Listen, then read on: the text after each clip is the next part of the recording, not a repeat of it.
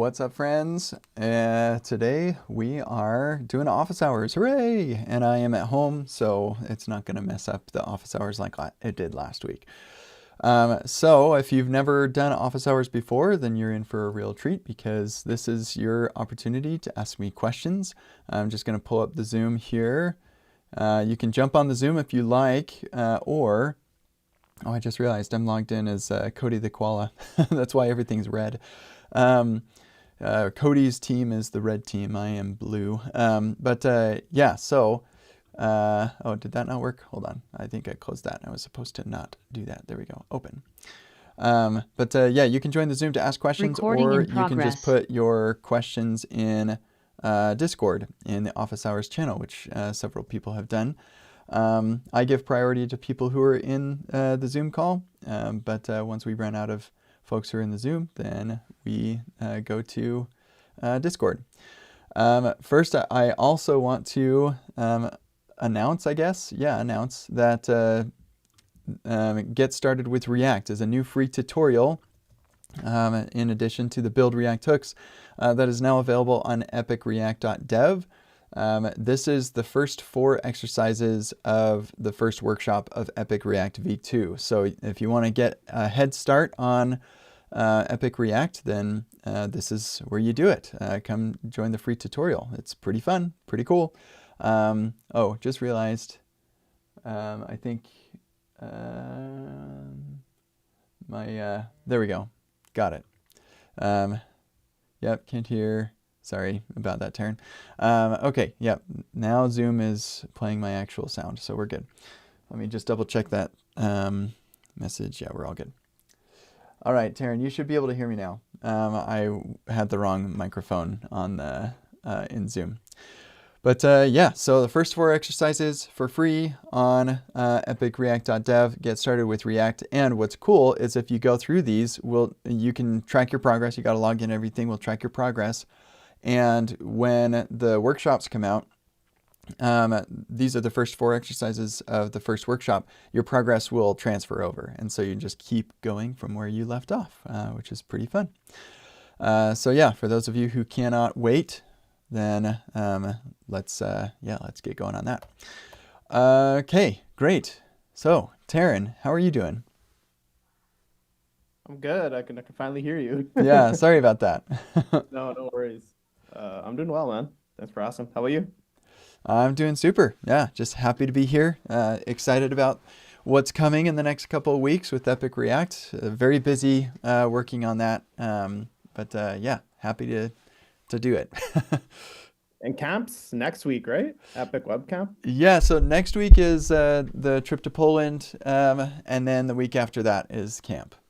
So that is going to be fun. There are still 2 tickets left for that for anybody who's interested in going. That's going to be, or not 2 tickets. There's 1 ticket left. I was saving it for the last gold sponsor, we didn't end up getting a second gold sponsor. So we opened it up, and now you can, join us in all of these super awesome, fun things that we're going to be doing. It's going to be super sick. I actually need to update the schedule. We have a more nailed down schedule. So anyway, it's going to be fun. So did you have a question, Taryn, or are you just hanging out today? I have one question, because I'm actually starting to do it myself, and I'm wondering if you did this too. So I noticed finally after like 5 years that you do kcd.im / some URL, like some path. Is that a redirect? So you own kcd.im and then it redirects. Okay, cool. And then you have redirect rules. I Okay. can show you how it works with this YouTube video. I'll stick this in the Discord so you don't have to worry about finding it. But yeah, so this shortener. Oh, and I totally forgot to post that I am live right now. Stick that right there. Yeah, so it's actually really simple. It'll take you all of 5 minutes. It'll take you longer to buy the domain than to set up this stuff. Assuming you already have a Netlify account, I guess. You got to set up a Netlify account for this. But yeah, it's literally just the redirects file of Netlify. And I would show you mine, except I've got some URLs that aren't really public. So yeah, it's just a big redirects file on Netlify. It's awesome. Yeah, it's super cool. You don't get analytics, like how many people have clicked what link, but I don't care about that. So yeah, it works really nicely and it's free. Okay. Now I have an actual question. Okay. So I was playing around with like lazy component loading, just like on my own website and just in general, because I think at work we're really pushing this whole performance initiative, just trying to eke out the most that we can. I mean, ideally we'd be using like a proper like framework, not our own custom built solution, but that's a whole other topic. Mm. I kind of want to get your opinion, like at what point do you think it's like not worth it to lazy load a component? So for example, like 50 kilobytes, maybe not worth it. Do you have like a heuristic that you use, or is it just like if it requires a click, I'm gonna lazy load that?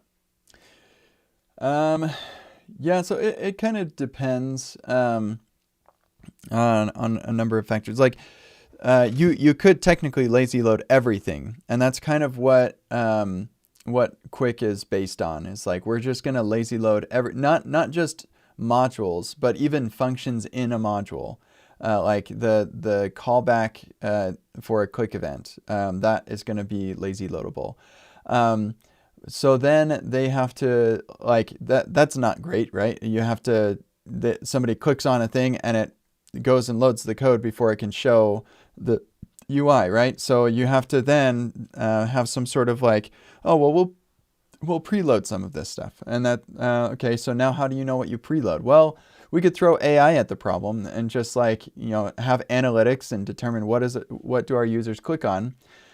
Which like, okay, yeah, that sounds pretty complicated, but sure, like you could do that.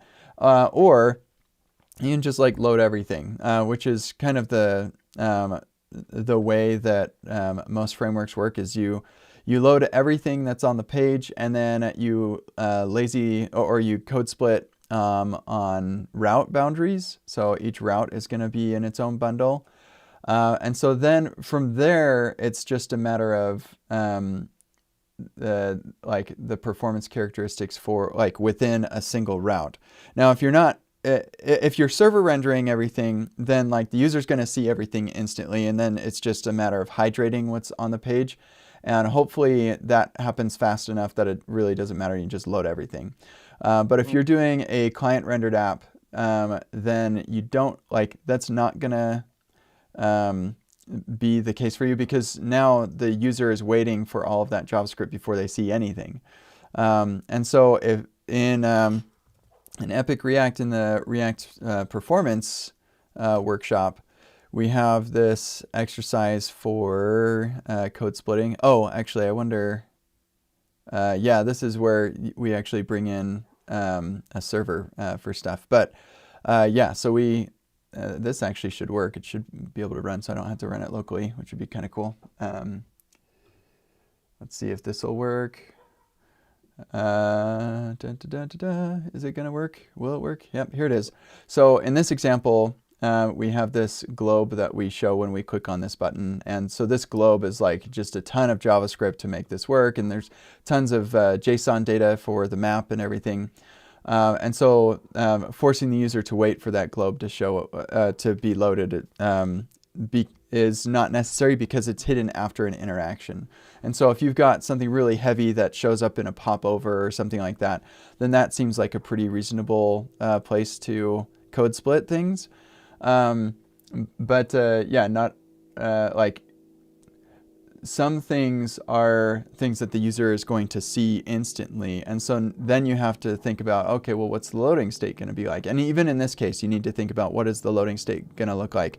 And we talk about that in the workshop as well, where like you want to like you can preload things, but then like sometimes the user's network is going to be really slow, and so you do have to think about what that pending state is going to look like for the user as they're waiting for that JavaScript to show up. So anyway, it's not so easy as to say if it's 50 kilobytes, then stick it in its own chunk, because you have to think, well, okay, so now the user's going to be looking at a page, but it's not totally done. So what are we going to do about that? It's not like done loading. And so yeah, I guess But like it's useful to measure and say, hey, if we lazy load this, it's going to load X amount less of JavaScript, and on a 3G connection, like simulated, that loads in X amount of time faster. And then you just bring that to product and say, here we have this experience where they've got a loading spinner for like 100 milliseconds longer, and then they see everything. Or we can show them everything 100 milliseconds faster, but then we have this little block that has got a loading state. And so are you okay with having this loading state that resolves and then another loading state that resolves later? Or are you okay with just the 100 milliseconds extra or whatever? So yeah, it's kind of a product decision. It's not just a simple, oh, just code split, because you can like just go wild with that stuff and it can be too much. yeah, I'm kind of worried about that. Mm-hmm. People do that at work, especially my own implementation. I had to worry about loading states and error states and all that kind of stuff because stuff can happen, gremlins in the network and that kind of thing. Mm-hmm. So, Yeah. okay, all right. But it sounds like click interactions are the where we should start in regards to like low hanging fruit, and Yeah, then like potentially. And you can also you could code split that and then eagerly preload it. So like once the JavaScript is shown what the user can actually see, then you just kick off the request, because like they're definitely going to click this button. Let's just go get the bundle for that ahead of time. And I show how to do that in the performance workshop.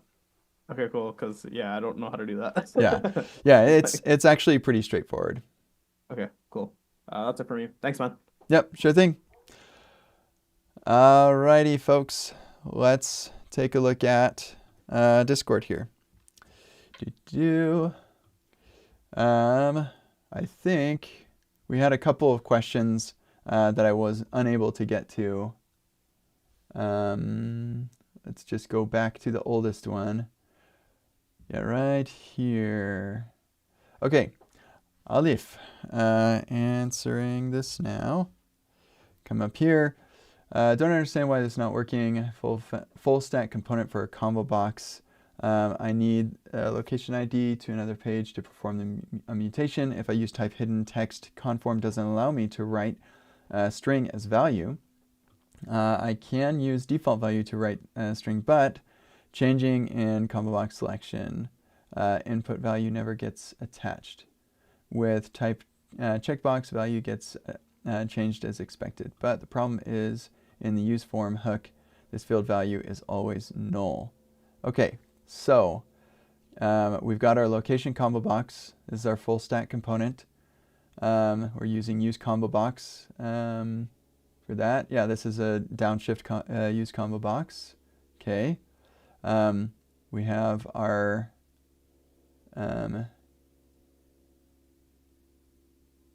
interesting input. Okay, yeah. So this is you want this to be, wait, checkbox. Oh, I see. So this is like the hack that you're talking about. Like I can set it to checkbox and the value gets updated properly. Huh, that's interesting. Yeah, so if you use type hidden, hidden or text, I guess. I'm assuming you're not saying hidden slash text. That would not be correct. You'd want to do type hidden or type text. Yeah, I'm kind of curious. I would just make this a hidden input altogether.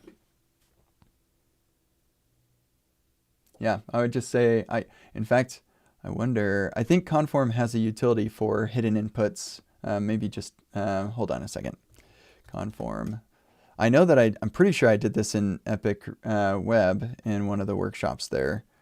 Actually, let's just check really quick. Conform utils, hidden. See, this is why I need an AI bot for the workshop, so I can just say, hey, is there anywhere in this workshop where we do hidden inputs like that? That could be kind of handy. Yeah, nothing in here. I thought that yeah, see, now we're doing file upload. That probably won't have anything about hidden inputs in these. Honestly, I could just go to the workshop repo and look for that. But anyway, I think we're not going to do that. Let's just see if we can find something in here.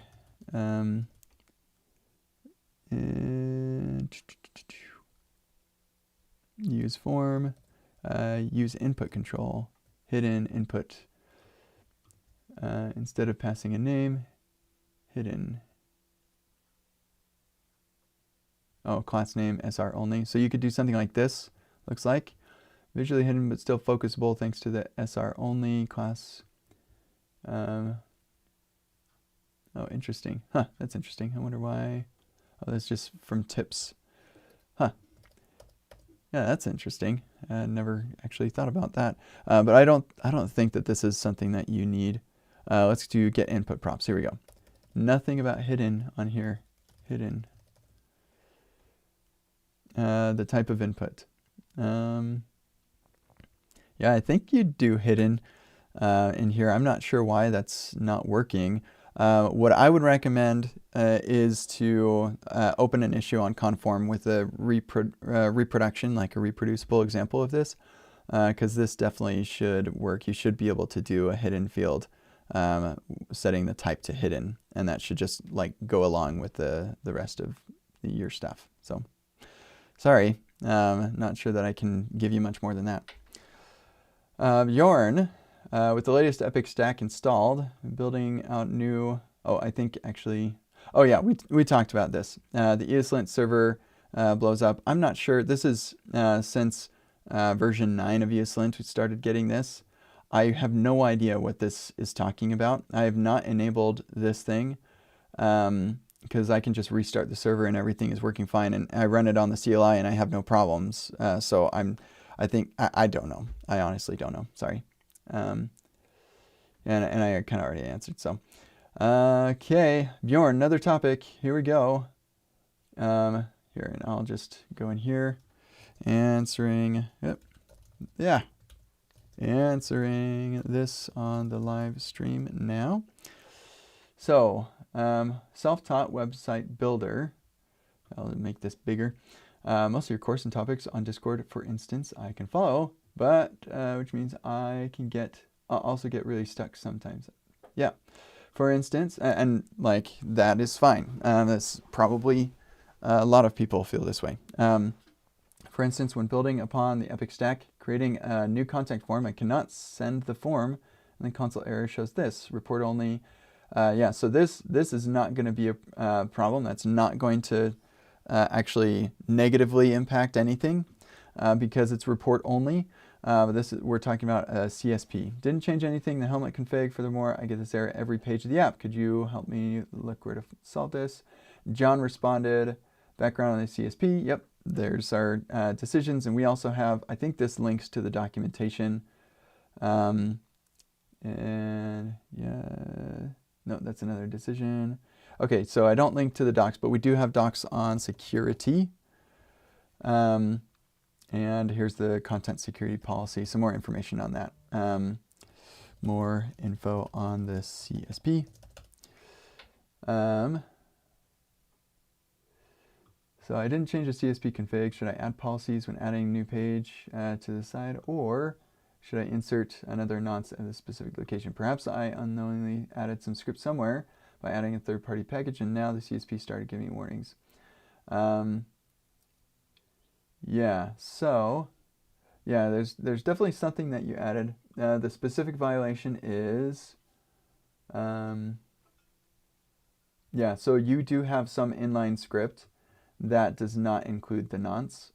Another thing, though, to know is that and maybe we should add a note about this in the docs here, but there have been some reports of Firefox having issues with the CSP. Yeah, nope, just kidding, not that one. Oh, it was converted to a discussion. Yeah, move to discussion. Right over here.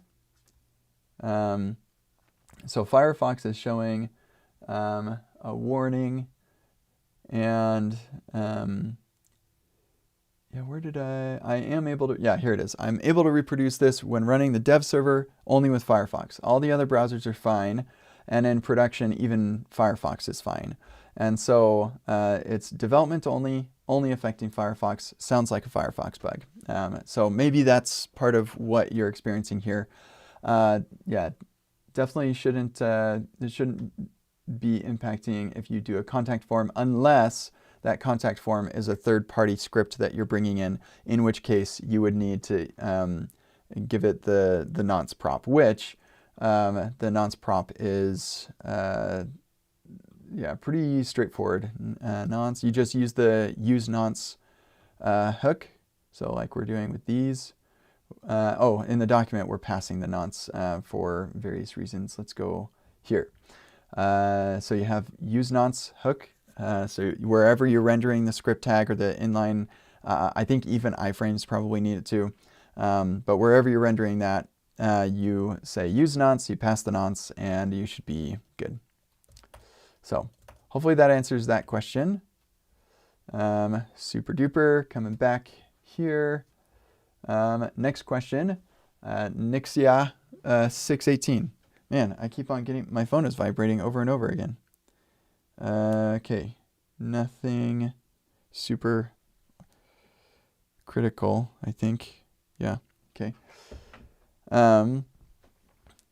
Officer, sorry. Okay, yep. And I had some confusion with the question that they asked in a previous one, so let's see if this is any better.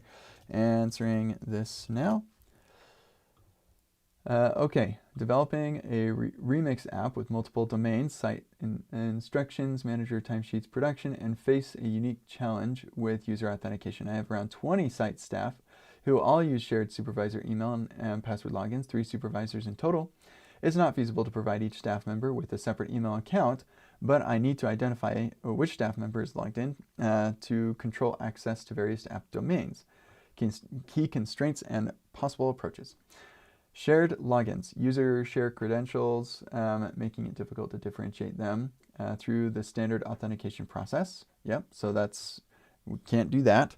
URL entry control. I can control the iPad shortcuts, meaning users could enter the app via specific URLs with parameters like user type equals paver. However, this would only identify user types, not specific individuals. Multiple Vite builds. I could create a different app builds using multiple Vite configs to target specific user roles or groups. Okay. Yeah, and distribute those links via iPad shortcuts. In all cases, I'd want to share routes with Office staff. Okay. How can I implement authentication role-based access control given the shared credentials? Is there a way to reliably identify individual users post-login to control access and track their activities?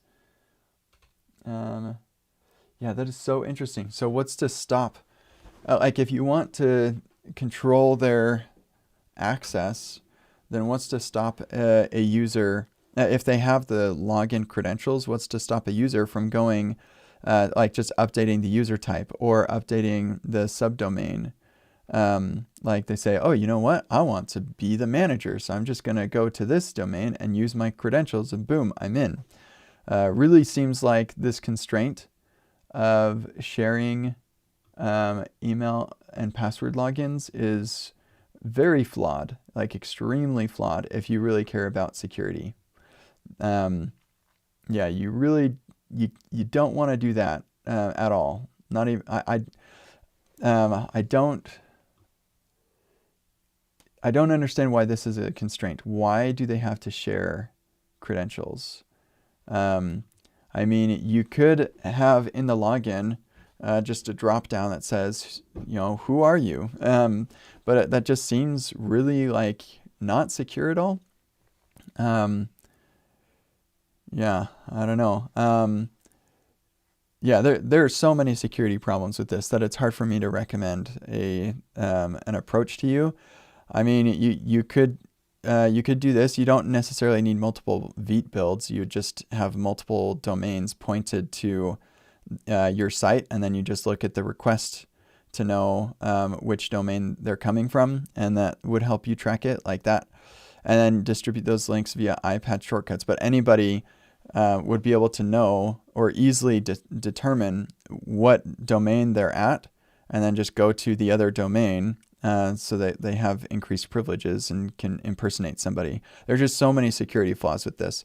You've got to get rid of this shared login thing, unless security isn't an issue. And if security isn't an issue for you, then yeah, like if it were me building this, I'd probably go with this approach. From that point, it's just a DNS problem. You just have a bunch of records for DNS to resolve to here. And I think you can even do like a wildcard maybe.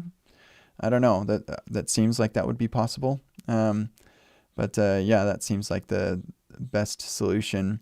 But again, like if they're sharing logins and they just go to a different domain.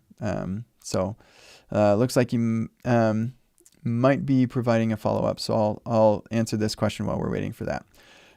Answering this now. Okay.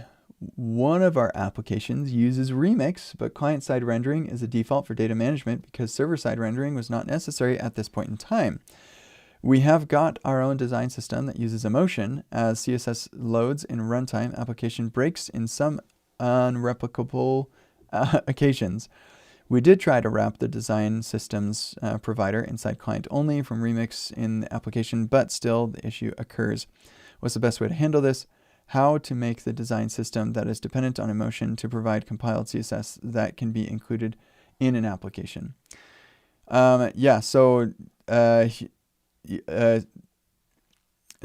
and JS is incompatible with server or with streaming.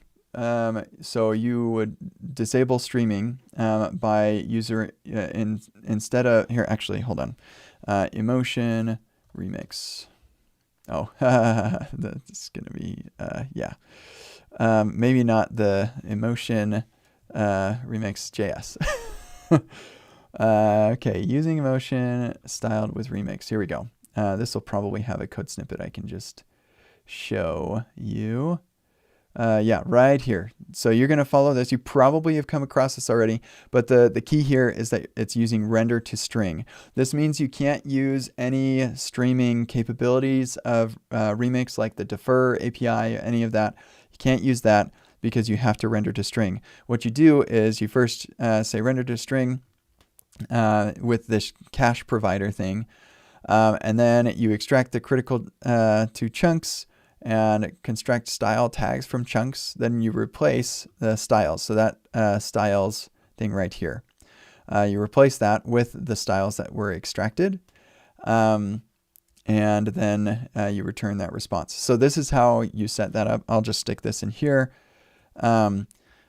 But you are going to be like really, really limited on what you like your UX ceiling. But the fact is, like, sometimes we just don't have the ability to do much more, and that like you're constrained because of the fact that you're using emotion, and you can't just like migrate off of it immediately.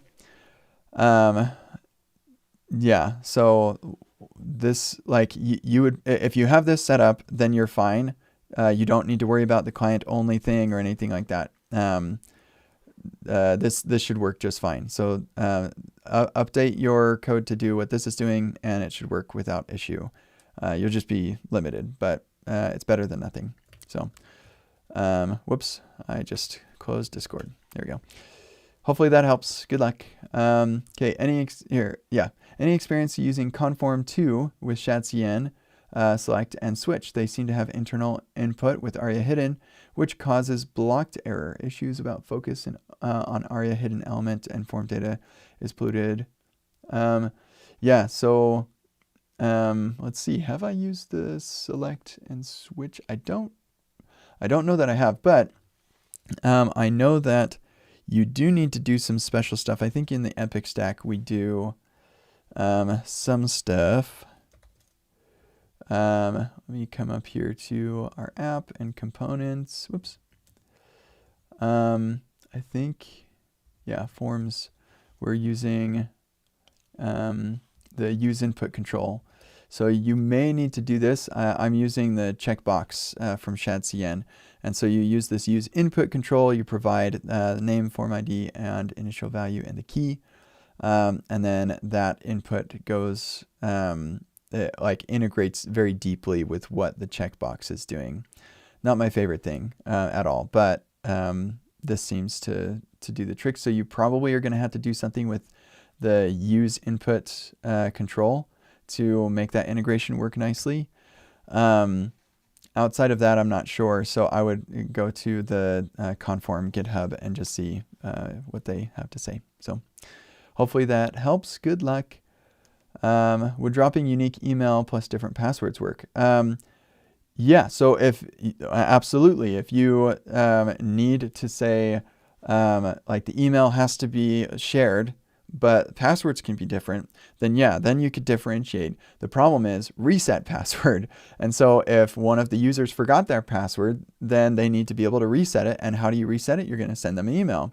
And then they can go into the email to reset it. Here's the problem. If they have access to that email, then they just say, I'm the manager and I forgot my password. Okay, it sends the reset. So then they go to the email and they can go reset the password. So yeah, this is going to be a security issue also. Again, if that doesn't matter in your scenario, then maybe that's like maybe all of these people are trustworthy. Like if it was me and my wife, then we share logins for everything anyway, and it's not a big deal. But if these different entities are not necessarily trusting of each other for some reason, then that is going to be a problem. But yeah, if you can do different passwords, then yeah, you would just go look up the user by their email in the database first. And like your schema would change so that instead of a user being associated to a single password, a user could have multiple passwords. And then you would just iterate through all the passwords and checking the hash to see if any of them match. And if any of them do, then you know which user it is, which user password combination it is. And in fact, I would talk to ChatGPT. If that's the way you want to go, I would talk to ChatGPT and go like iterate on a couple of ideas on the way you would design that schema. Because I think I would personally like it better if there was still a single user that has a different ID and everything from that shared email. So you might have a model for the email that a user can or that single email can be associated to multiple users. That's probably what I would do, something like that. So again, there is no world where sharing an email and password login, or even just sharing an email, is like a secure thing, because for reset password, you're gonna have to deal with that. So, but yeah, doing this would actually be infrastructurally way more simpler than everything else that you were evaluating. So. If this is a constraint that you really have, I have to have a shared email. I cannot not have a shared email. If that is the constraint you have, then having different passwords, yeah, makes tons of sense. So, okay, great. Well, that was fun. I don't see any other questions coming in anywhere. So thanks everybody for joining today. I will not be doing office hours next week because I'm going to be in Poland. So you go to my live page and you'll see my schedule showing next week. I will not be in. And in fact, I need to delete this one too, because I will be at Epic Web Camp that day. So let me go and get rid of that. It is now gone. I wonder if this updates in real time. The following week I should be, I should be there. Probably. It looks like my wife has something going on, but we're very, very close to Epic React V2 launching. So lots and lots more coming. I'll be doing lots of live streams and lots of cool things. It's going to be awesome. So look forward to that. If you want to make sure you're made aware of when that is going to happen, epicreact.dev. Scroll down to the bottom, and you no longer can get it unless you want to get early access for your team. If you want to do that, then shoot an email at team@epicreact.dev. Otherwise, give us your name and email, and we will keep you posted when Epic React is available for purchase again. Very soon, couple weeks. Very exciting. Also, if you have any questions, feel free to come to the calls and record a question, and then I will answer, and it will be a fun conversation that we will then turn into a podcast episode, which is pretty fun. Okay, that's it. See you all in the future. Goodbye.